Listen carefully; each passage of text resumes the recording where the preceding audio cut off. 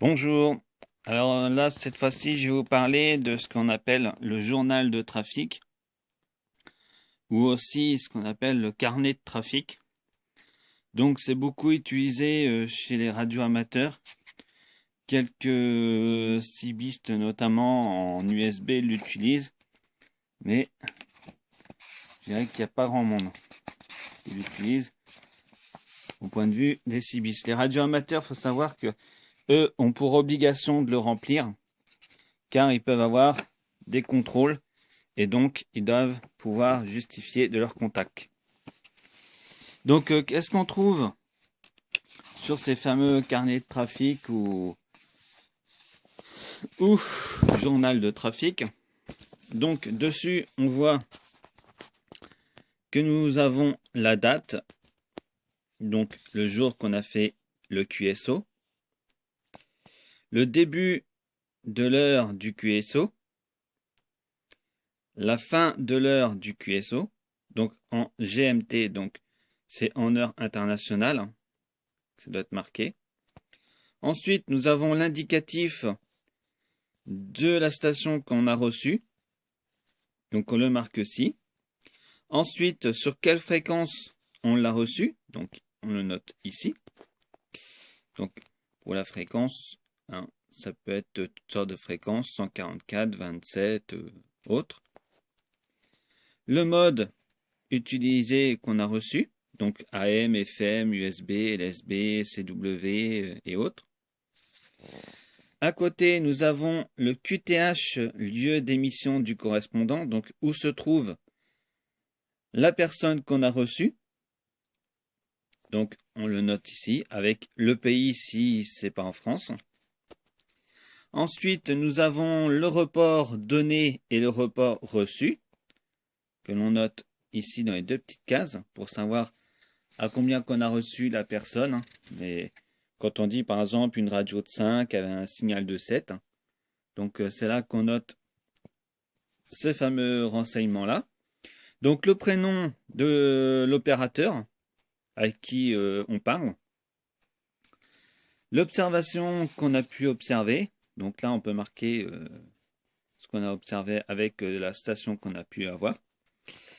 À côté, nous avons ce qu'on appelle la QSL. Donc la QSL, c'est une petite carte que l'on envoie pour confirmer le contact qu'on a eu avec la personne. Donc ici, on marque si elle a été envoyée et si on a eu une réponse, bien entendu, de la fameuse QSL avec la station à qui on a fait le QSO. C'est-à-dire que la QSL sert à prouver que on a bien eu l'autre station. Donc je ferai un petit tuto sur les cartes QSL un peu plus tard pour montrer un peu ce qu'il y a sur les cartes QSL. C'est ce qui donne plusieurs informations avec la station avec qui on a eu le contact.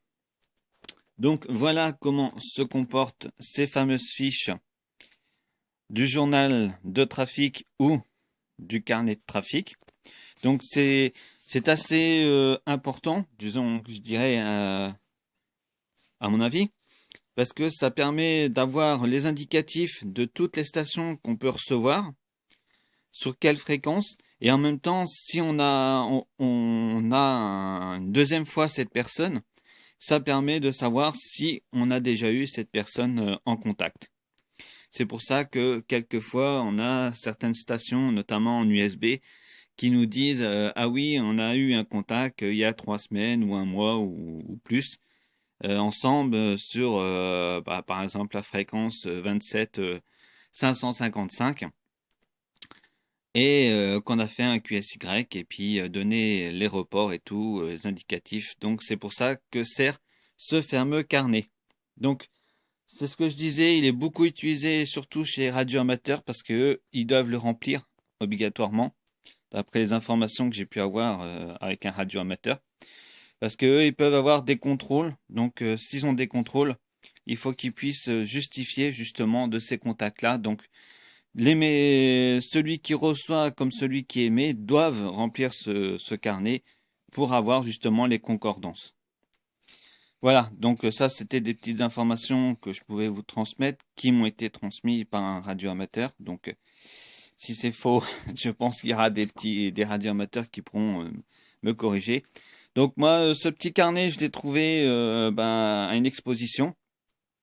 Lors de l'exposition à Tours, le 17 octobre, l'exposition qui a eu lieu le 17 octobre 2015. Donc j'ai pu trouver ce fameux journal de trafic que j'ai trouvé intéressant, que je vais pouvoir utiliser moi personnellement pour marquer mes petits QSO que j'aurai avec d'autres stations. Donc ce journal, ben oui, je l'ai eu le 17 octobre à l'exposition radio amateur radio à Tours. Voilà. Donc c'est comme ça que j'ai pu trouver ce carnet. Donc vous voyez, c'est pas très compliqué hein, les informations, parce que bon, certains pourront le faire. Hein. C'est pas compliqué.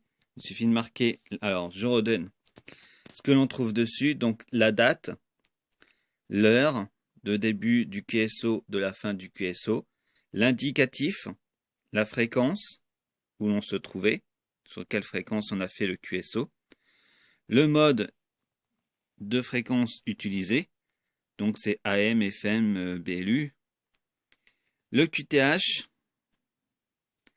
le report de module, comme on dit, un radio de 5, signal de 7, le prénom de l'opérateur, les observations qu'on a pu observer avec justement la station qu'on a eue, et le fameux QSL de confirmation qui est fait, que je vous dis, je ferai un autre petit tuto pour expliquer les fameuses QSL. Voilà ce que l'on peut trouver sur le carnet de trafic ou le journal de trafic.